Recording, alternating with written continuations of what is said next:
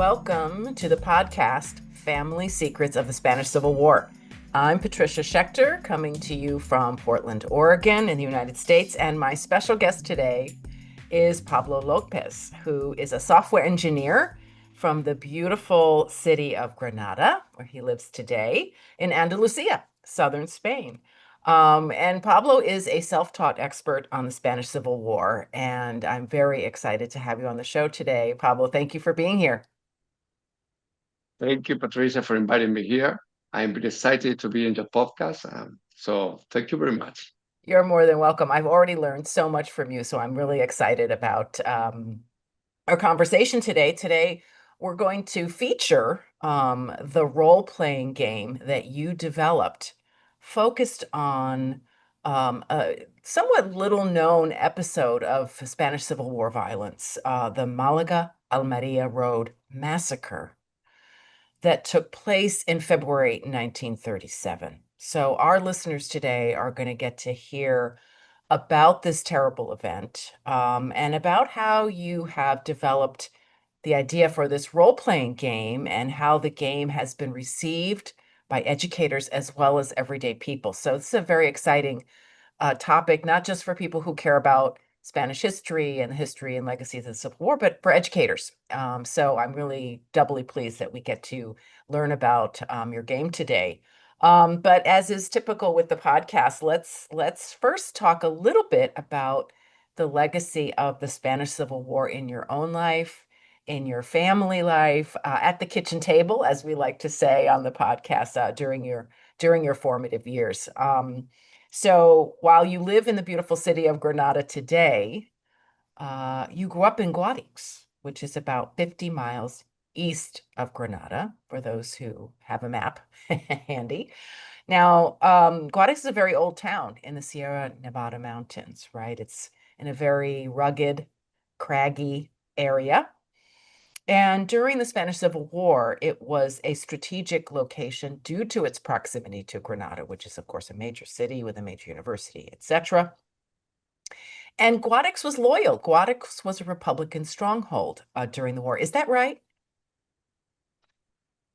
Uh, it's true that I've been living here in Granada for 20 years, but I spent all my childhood in Guadix. So it's a beautiful place, a lovely place. So I invited every one of you, if you come to Andalusia, come here to Granada and Guadix because it's a lovely place. But Seguro. regarding the Spanish Civil War, it's true that in Granada, for example, the military cap succeeded from the beginning. So the city was under fascist control all the war. However, in Guadix, things were quite different, as you have said, because when the city was able to resist the military troops, in part with the collaboration of the union in the city, but also with a Mm. group of miners from a nearby city. There is a nearby mine in, well, I don't remember the name now, but this miner come to Guadix with a lot of explosive and help the people in Guadix to fight against the fascists. And this Wow. allowed to to Guadix to avoid the military cap succeeded in Guadix. It's Wow. true that along the first 2 or 3 months, the city was neither under Republican control, it Right. was under the Union control. And that provoked some problem like uncontrolled violence and even death, and Wow. mainly against the people of right wing. Yeah. Yeah. Fortunately, this was only the first 2 or 3 months. After that, the Republic recovered the control of the city, and this kind of violence finished. And as you have said, the city will remain under Republic control until almost the end of the conflict, until March in 1939. Wow. So yeah, it resisted a lot. It's not easy in Andalusia. Yeah, and I think what's wonderful about the podcast and hearing people's family stories or these local stories is how layered, how many layers of conflict there were, and how difficult it was for people to navigate, for everyday people to navigate um, that complexity and survive. It's absolutely fascinating. So growing up with this layered history, did you learn about it in school at all? How did you come to your knowledge even of your hometown's history of the Spanish Civil War? quite complicated because in the Yeah. first decade after the dictatorship, discussion about the Spanish Civil War or the dictatorship was quite complicated. People doesn't have any kind of right information. Everything comes from Franco. People know what Franco said, so the fear, the interest made that along decades no real knowledge of the Spanish Civil War was anywhere. In my case, in primary school or even in high school, I didn't learn anything about the Spanish Wow. Civil War. Yeah. Just nothing. Right. Understanding that is the educational system that there was when I was a student was the EGV, and this system was created in the dictatorship. Yeah. Right. It's true that after that in democracy, it received a lot of modification, but it was the same system. Yeah.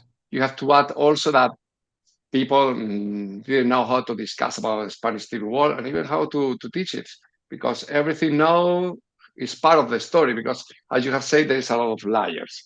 Yep. So it was complicated. And Yep. we can also add that the Spanish Civil War is part of our contemporary history. So this part of the topic is also the first one that you never reach in the school because there is no time. So Right. Right. But Spanish the, history is very long.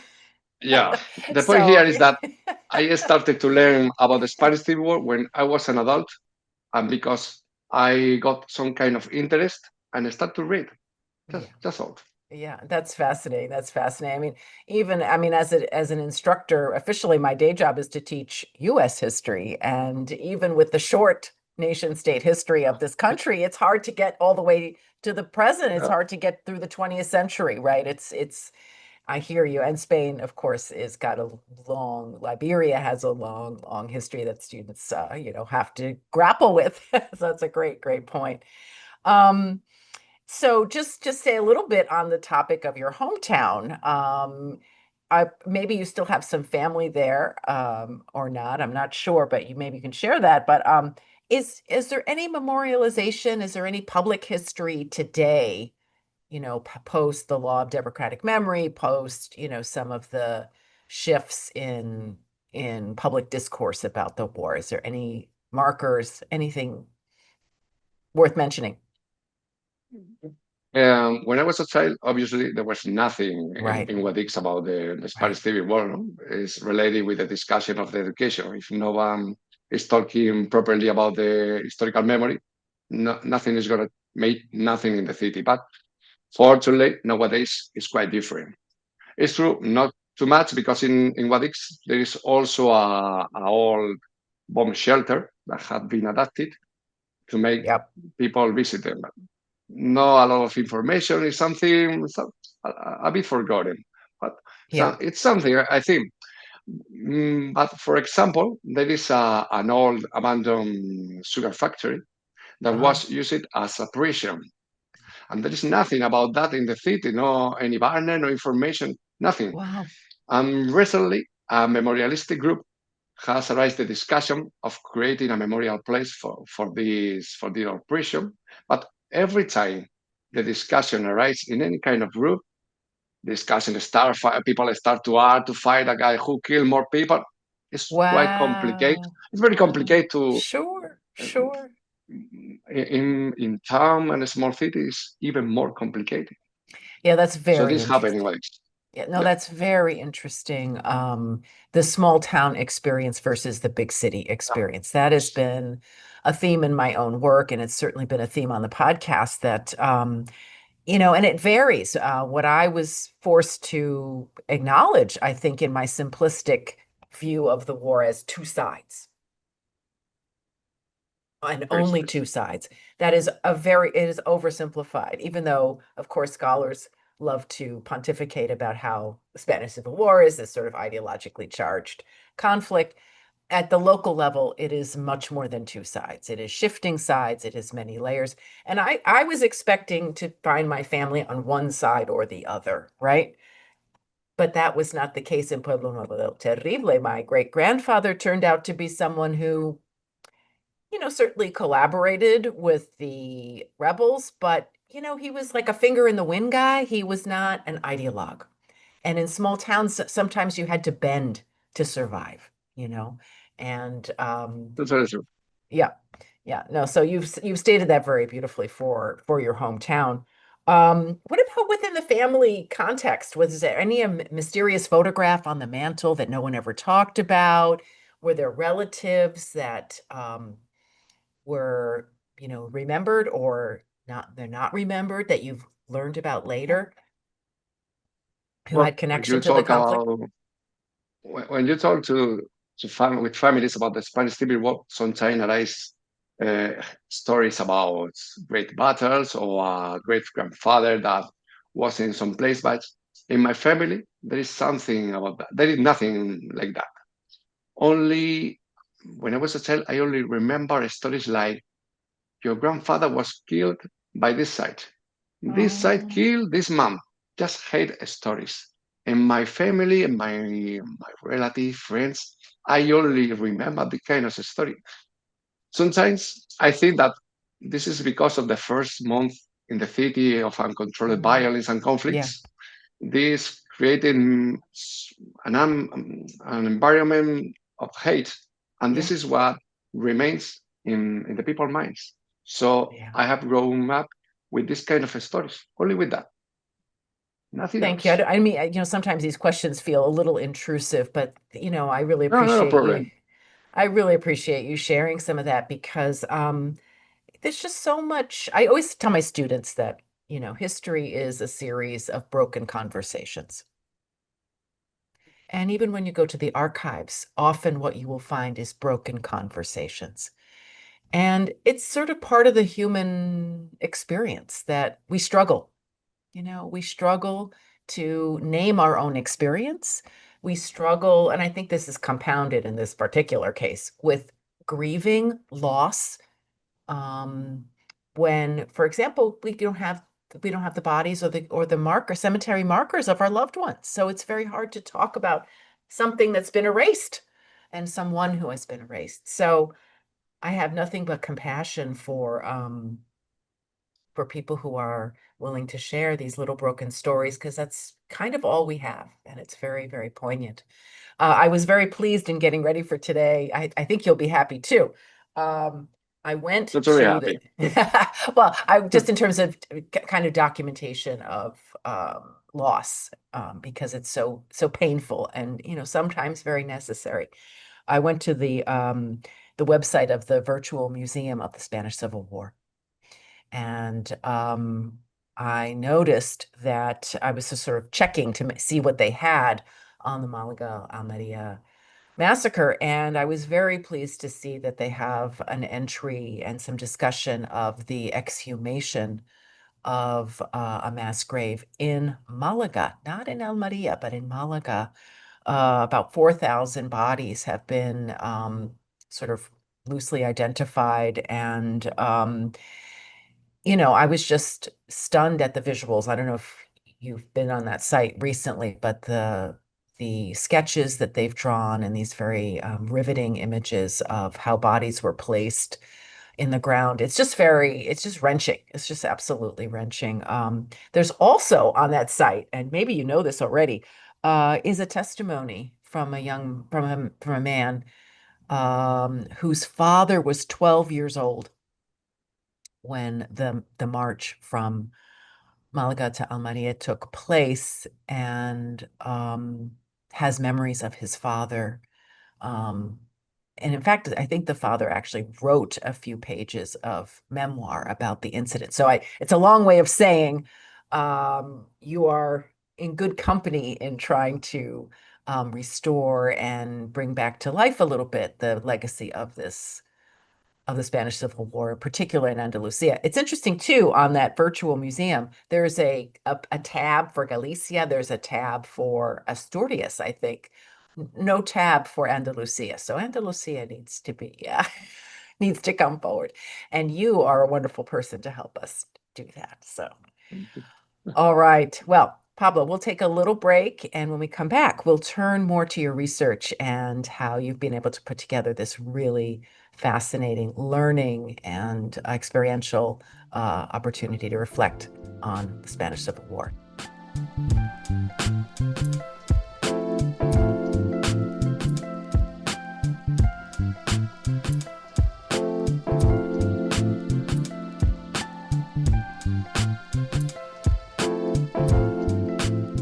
Welcome back to the podcast, Pablo. Thank you so much for sharing your kitchen table stories of the Spanish Civil War and your family.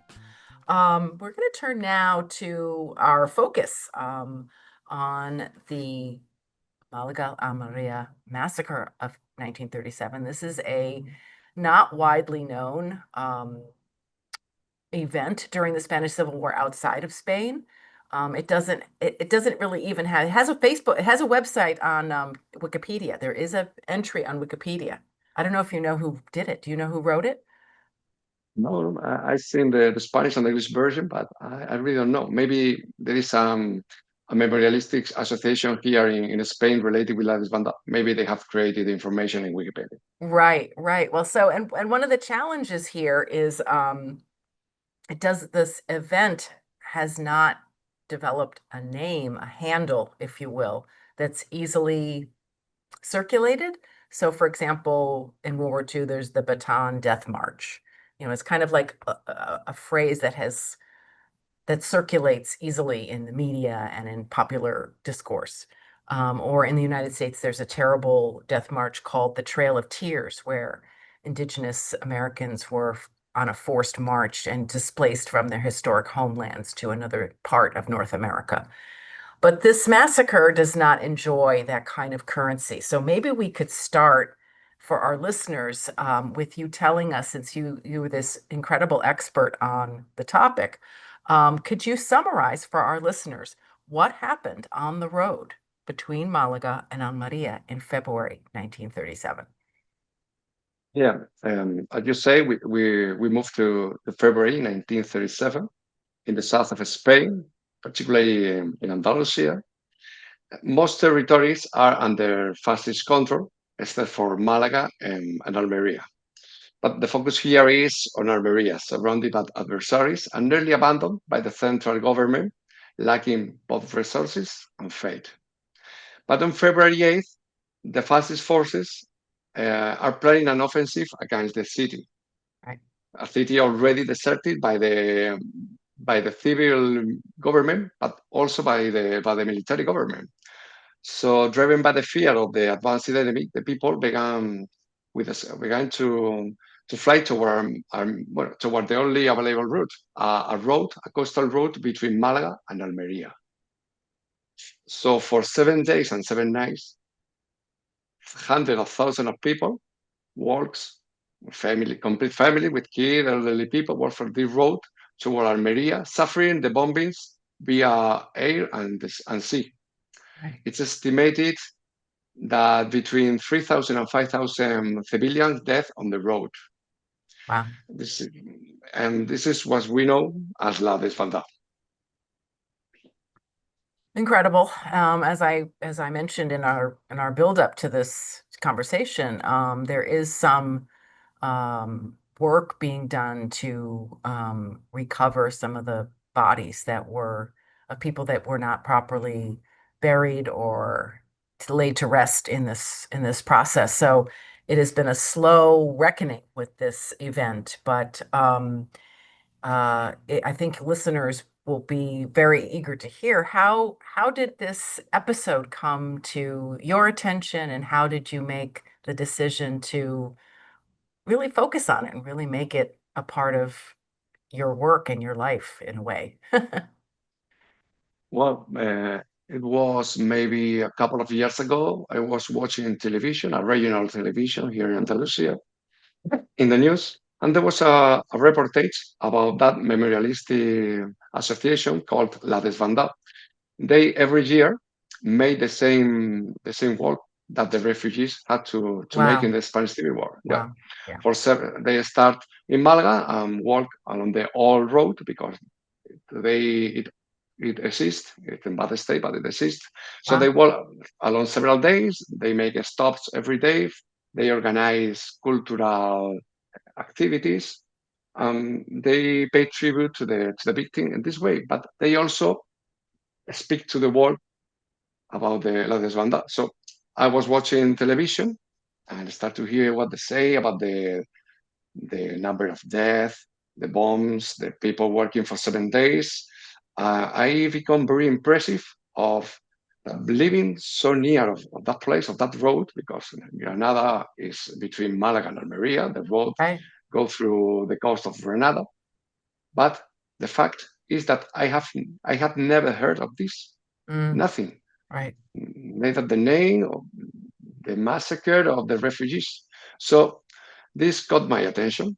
Yeah. I decided that I had to investigate at least a little bit.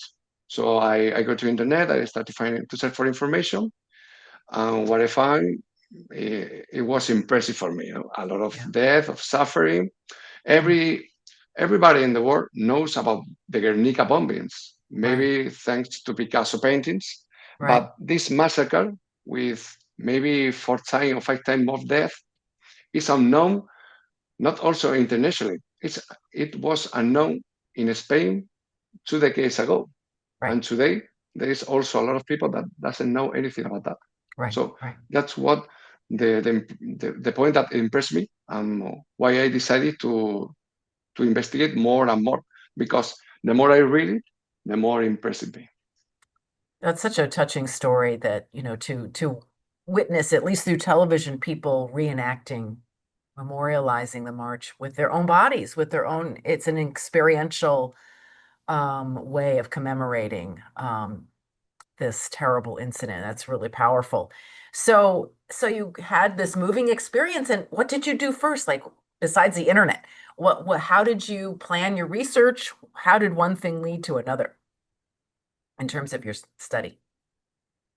Well, today is we live in the information age, no? It's easy Right, to get a lot of information. So right. beyond internet, where I got a lot of information like video interviews with survival, like you were mentioning before, Wow, there's a lot wow, of video. So you hear people talking about their first-hand experience. It's quite impressive wow, with a lot of detail. It's I recommend if someone have interest in La Desbandada, this kind of massacres in Spain, there's a lot of video with very powerful. But beyond that, there's a very important book here in Spain called The Road Malaga Almeria, the massacre, the road Malaga Almeria, written by Jesus Majada. Jesus Majada is considered the most important historian about La Desbandada. So this wow, book had a lot of sources of information, studies, and even information from this interview with survivors. No? wow.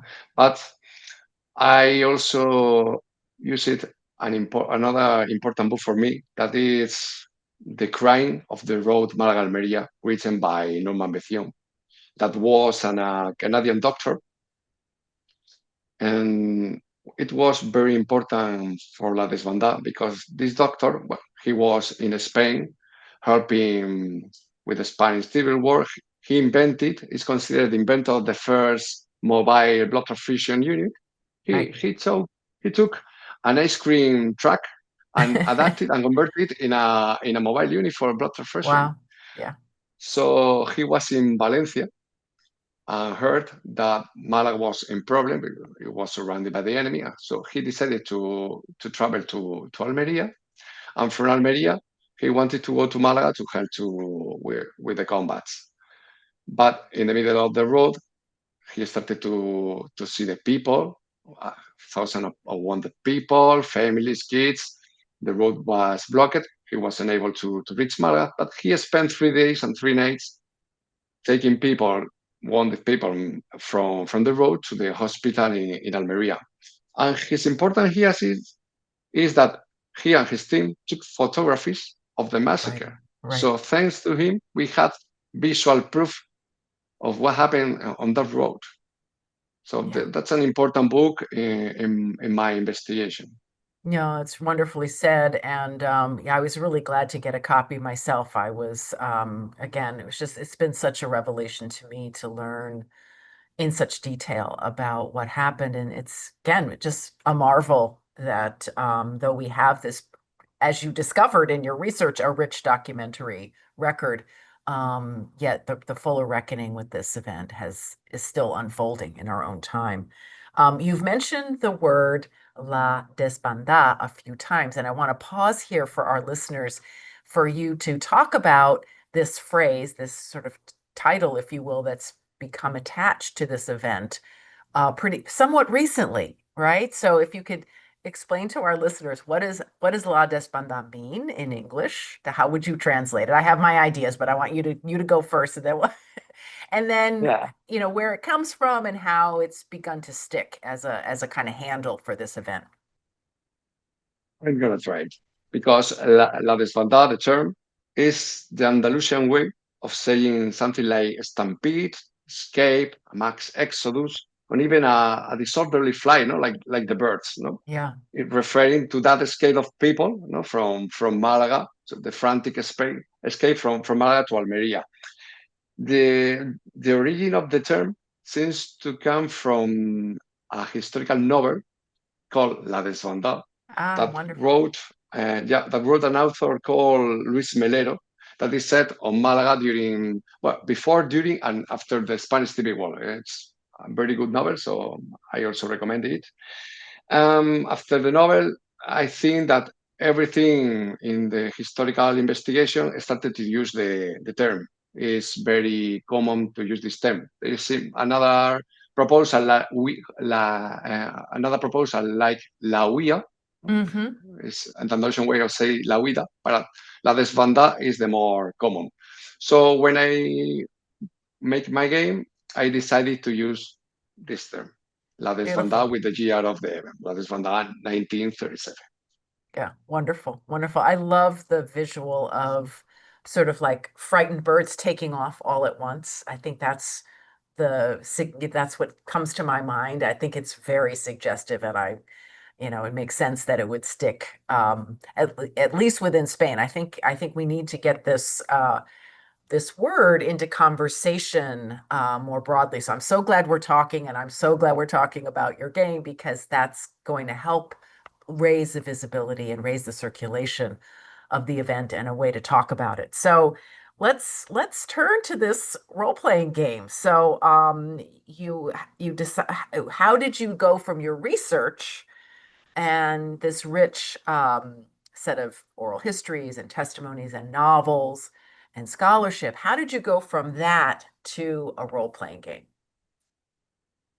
Well, when I started to think about La Desbandada, what happened and what's that event was, at some point I became aware that this was not just an story, an event, some place. No, the importance of La Desbandada, in fact, was that bunch of story of thousands of people that join in a same point, in the same time of their lives. When you talk about role playing games, that's the definition of a role playing game. There's Ah, several stories that join in a same main story. But when you play a game, every player have a character and they are telling their story and how their own stories join with what is happening in the game. So in this point, I easily became aware that this Desbandada was perfect to tell what's happening using a role-playing game instead of just telling what happened. yeah. Use fictional character similar to the real ones and tell everyone what was happening, the problem that they have to face, and this kinds of things. So it was easy for me to move from the real history to the game. I think my colleagues as teachers could learn a lot from your from your ease of translation into this sort of experiential um, imaginative way of exploring historical decision making, historical experiences. But I can't imagine, like maybe you are at work with your computer colleagues, your computer software colleagues, weren't they saying to you, "Why are you writing a book about this? Why don't you do a video game?" What did you tell them? What did you tell them? Because Oh, yeah. there are some good video games that teach history and World War One, the U.S. Civil War, a number of things are out there. So I'd love to hear a little bit for the teachers in the audience about how you answered your technology colleagues. Video games are great. Maybe is the most powerful kind of game to reach to the audience. But in my case, I've been playing role-playing games for almost 30 years. So my experience in this field is quite high. Yeah, So nice. but beyond that, to create a video game require a lot of resources, a lot of knowledge, and maybe a multidisciplinary team. Sure. It's not an easy project. In the case of a tabletop role-playing game, you only need maybe your imagination to play it. So Right, it's quite right. easy to go from the idea to the product. So Mm. this is why I decided to create a role-playing game. That's just so heartening to hear, that is just so, it's inspiring to hear that. And so again, for me and also for our listeners, how did you begin to test this with people? How did you begin to share this idea with people? And what were their reactions? How did you know you were onto something good? Point here is that the game initially was a very simple game. I created a simplified version for an informal event that was on the Ah, internet. Yeah, for the Andalusian Day, someone created a ah, jam. We call it a jam. We start to uh-huh. create something quick for a month, and we share the project. So Nice. I created a very simplified version of the game. Was very focused on players and people that usually play this kind of role playing games. My surprise was that not only the people in the role playing game world received the game very well, but it got a lot of attention from outside the hobby. A lot of Ah, teacher or people with interest in history start to ask me for the game. So after this small project, I decided to evolve the project. I start to ask the people give me a lot of feedback, oh, good. and I Yeah. was creating a more complete game. So I started to create a specific rules, simplistic rule to be able to reach any kind of audiences.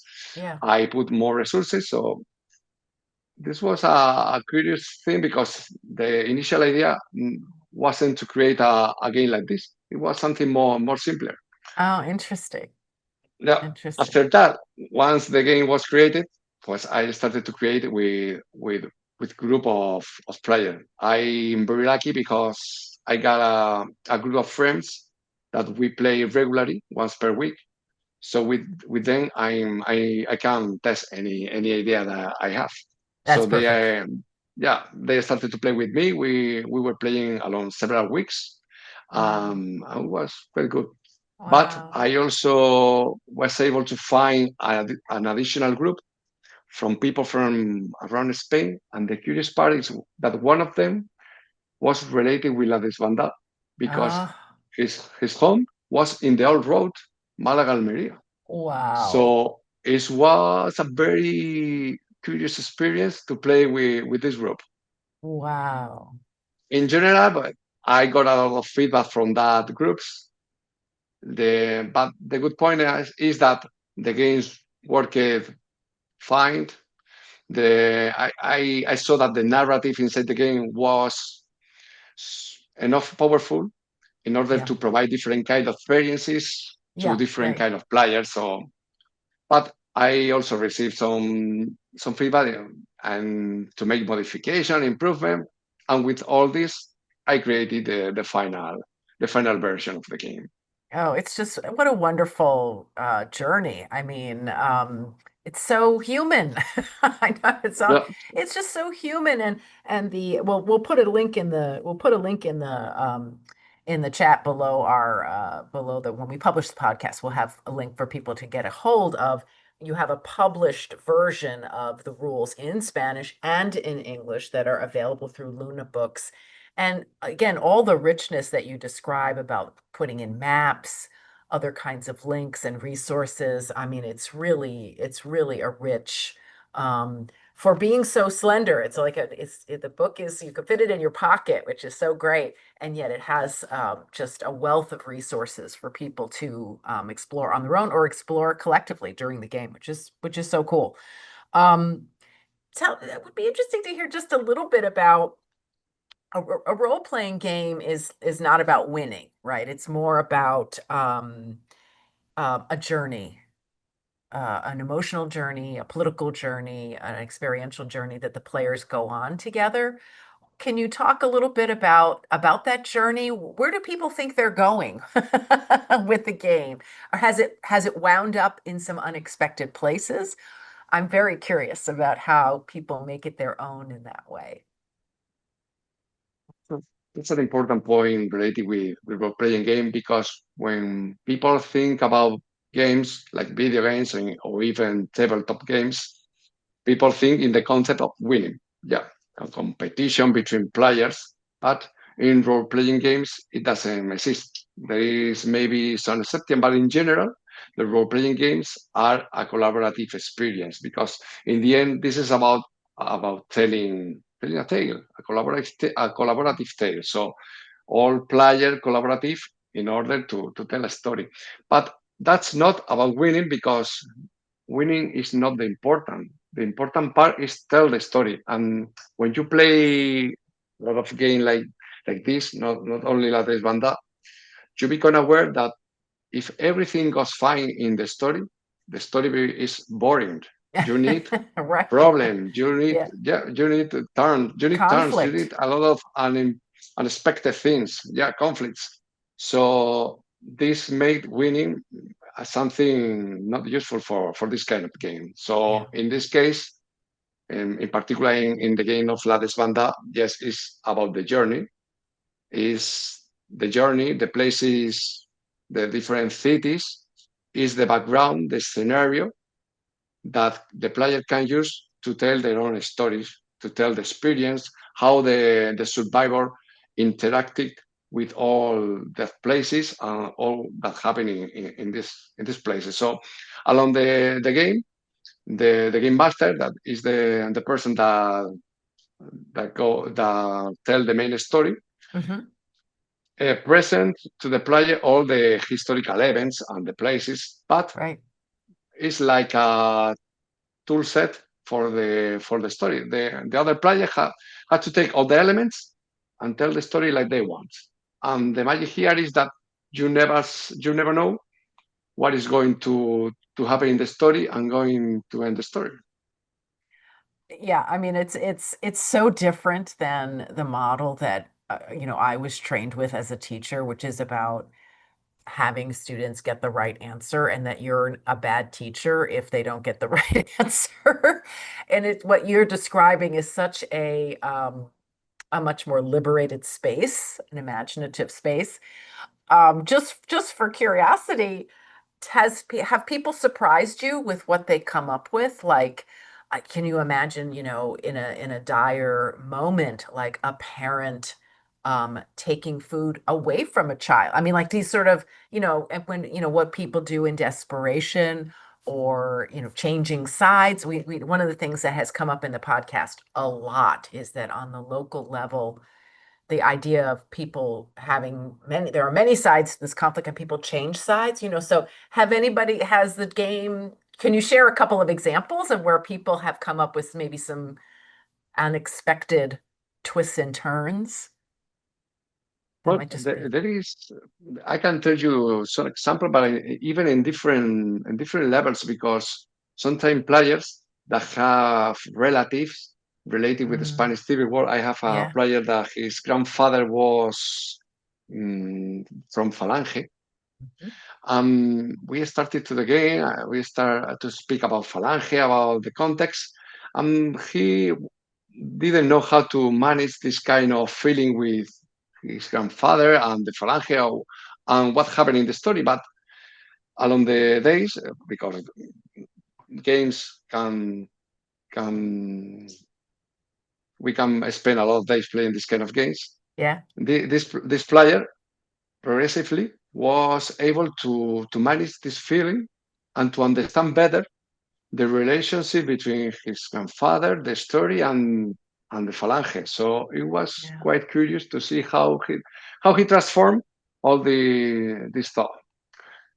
Beyond that, well, moments in the games where a player had to decide, what happened with this wounded person. I want to help this wounded person, but I cannot help it because I need to continue in the road. Right. Right. Maybe you are playing and you think this is a silly thing, but for the other player, it's a very important thing, and you spend maybe 5 minutes discussing with it in the Right. story. Right. So you see how a silly thing or an unexpected, non-important thing becomes very important. Or maybe I remember another game. A player finds a shirt of his wife Oh, in a city, an abandoned right. city. Right. Well, I put this element because I think something is going to happen, but Yeah. you never know what is going to happen. You only put the Right. element. It's the Yeah. other player that take the element and create a wonderful surprise and a wonderful climax moment. That's the Wow. magic of this kind of game. You put the element and the other make the meal. That's amazing. That's amazing. Sometime you'll have to invite me if I, Well, we can try. yeah, we can try. I mean, as you can tell, this is not something I grew up with. And so I feel really at a disadvantage. I really feel like I miss the boat on this one in terms of role-playing games, but you're really inspiring me in these stories about how people make it their own, which is the most important part about grappling with history. So the game sort of came out in its sort of current version in 2024. Is that right? And so what has it been like to have it out in the world and available? Are people coming back to you? Are they kind of taking off and doing their own thing? Or what's that like as a creator, as a historian? As I have said before, the game was created for a wide variety of players. So Yeah, both experienced player can enjoy that deep narrative, yeah, or novel player, or people that have never played can learn to play from the scratch. So this had made a lot of people from different places of the gaming or outside the gaming to try the game. No? yeah, And this is something for me. This is something wonderful because the initial idea was quite different. It was something very specific for player. So this is something that from the beginning that have impressed me. yeah. That's neat. Um, I also something curious is in the educational environment. Hmm. A lot of people had used this game to teach in the classroom. Yeah, So for me, you were talking before about the historical resources, the maps. For me, it's something very important to put a very historical resource there to be the more historical accurate possible to yeah, create a great narrative experience. So this when I see all these people enjoying the game, talking about the game to everyone, this is yeah. something that I really like as a creator. Yeah, no, it must be so affirming. It's just really great. Do you have any sense of the age groups that are particularly fans of your work? It's quite difficult. Yeah, for sure. The game for his content is not for children, obviously, Right. because it's a very hard topic. So maybe young people from 40 years old can start to play this game. But I think it's more a game for adults. Sure. But for people, obviously, if you like the story, you like historical game, this is your game. You are going Yeah, to sure. enjoy a lot of from the historical background. But more there is a group of adult players that really like this kind of real experience, that instead of fighting with dragons or finding treasure, you just Mm-hmm. discover the truth of this story and to through the eyes of people that survived to this massacre.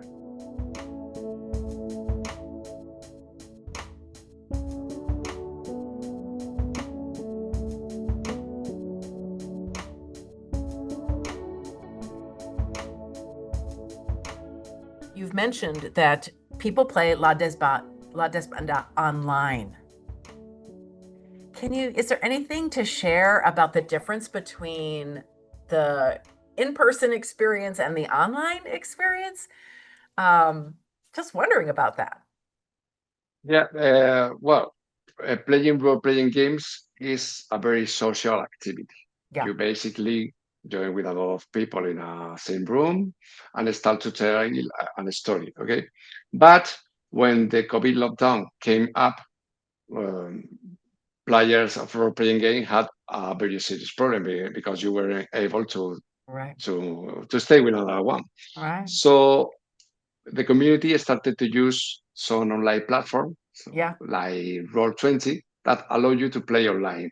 Basically, Ah, for playing online, you only need a video conference or even an audio platform at collaborative board when players can mm. share any kind of images, maps, virtual tokens, throw a virtual dice, and even play music in the background. Oh, how So you create some wonderful. kind of, yeah, it's quite an immersive experience. I really like it. Oh, that's fantastic. That is fantastic. Wow. Yeah. Wow. The idea also is that for busy people like me, that I have to work, I have my children, the family. Right. I don't have enough time or every time I want to go to my friend's home to Sure. spend all the evening playing this kind of game. So with online playing, I can maybe spend 2 hours per week at night connected to the computer. I don't need to drive to anywhere, so time is perfect for me, and we can enjoy role playing game. Maybe is another advantage of playing online. Yeah. It's true that when you play online, you lost that emotional feeling that you have with the other one when you are in front of them speaking. Right. But Right. the part of using multimedia like images and even the soundtrack created a magical and immersive environment, Wow. very similar to being inside a film. Wow. No, that's really something. That's really something. What kind of music have people selected? That's Well, super cool. mm, basically as background music because you need to put the music in the background because you are speaking all the Yeah. time. But for me, it's very powerful to have a very dramatic music in the end while you are telling the other person what is happening with this man that is wanted on the street that is about to die.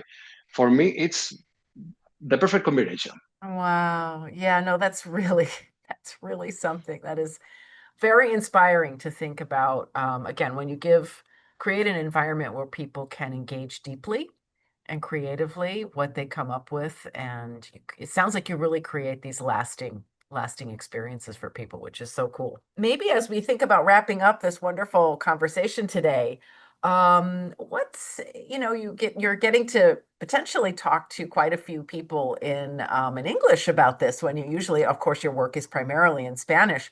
What is something that you want your English language speakers to know about this game, to take away about this wonderful project? What's important for us from your experience to take away today? Well, maybe just maybe 2 points. The first one, I want to encourage all people is hearing to try the game. You don't need really nothing complex. You just download the game. It's free on the website. Just search for a group, maybe 3 4 person, and start to play. Start to That's tell the great. story.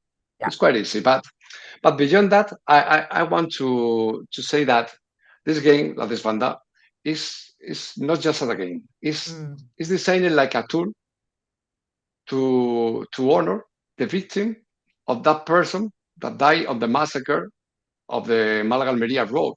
right. So for me, it's a powerful tool, very useful to learn or to teach mainly the young generation about the Yeah. importance of learning about our past Great. in order to understand our present, because it's the only way we can create a better future. So eloquently put. So eloquently put. I have some colleagues, of course, and friends here in the States who do a lot of walking tours um, and sometimes those walking tours involve role plays and reenactments, and I just really um, I know how effective that is and how humanizing, deeply, deeply humanizing that is. Have you been called upon to play any of those, to facilitate any of that locally, or have you been in contact with some, because I know there's some memorialization of the road itself, and some markers have been put up. Have you been called upon to engage in that, or how have you connected to it? Thanks to the game, I was able to know these people from the memorialistic association La Desbandá. We Right, were right. talking about the game, and even they invite me the past year to one of the stage of the journey. Wow. So in Malaga, in a village, we organize it several tables playing this game simultaneously with Oh the my people of the gosh. organization. Yeah, Wow. most of them was elderly people that have never played any kind of a game. So I was very scared at the beginning because it's not the target of this game, no? But for me, it was a surprise because they enjoyed a lot the game and they provide a very different and deep vision of the story when playing with them. So it was wonderful, Wow. well, to know the association and to play with them. Oh my gosh, what a model you are. What a model you are for people who care about history, who care about connecting community, who care about teaching, and who are willing to do this work. Not in a video game, not between covers of two covers of a textbook. Um, Pablo, you've really inspired me today. I'm sure our listeners will be motivated to look below on our links to your work and get a copy of La Desbandá. Check out your website. I want to thank you so much. My guest today has been Pablo López of Granada, Spain, the developer of a rich and engaging role-playing game that memorializes the Malaga Almeria Road massacre of 1937 during the Spanish Civil War, called La Desbandá. So thank you, Pablo. This has been such an inspiring conversation. I appreciate your time. You've really set a high standard for me as a teacher and historian and public historian. So I'm excited about sharing your work, and thank you again for being here today. Thank you to you. I really enjoyed the time here speaking with you.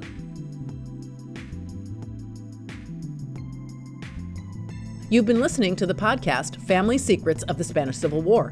To learn more about Pablo López and the role-playing game La Desbandá, check out the links on the page for episode 7. You can find all our episodes on Spotify, Apple Podcasts, and YouTube. Thanks for listening.